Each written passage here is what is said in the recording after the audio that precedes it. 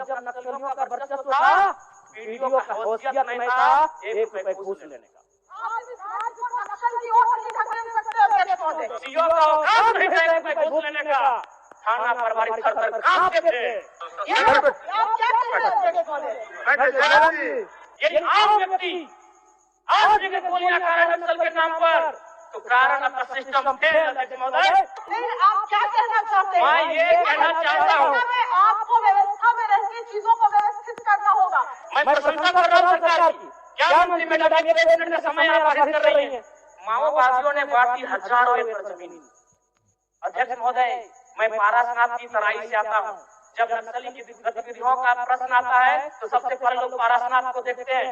ये राज्य आदिवासियों का, जंगल आदिवासियों का, दलमा का पहाड़ आदिवासियों का, पारसनाथ का पहाड़ आदिवासियों का, लुगु बाबा का पहाड़ आदिवासियों का, और नक्सली भी आदिवासी। अध्यक्ष महोदय, जब उस समय झारखंड आंदोलन अलग की जो लड़ाई थी, और उस समय जिन लोगों को जिन कौम का जान गया था, आज वे लोग नक्सली के रूप में उनका जान जा रहे थे। महोदय, बोलिए जयराम जी, आपका सूचना ले लिया।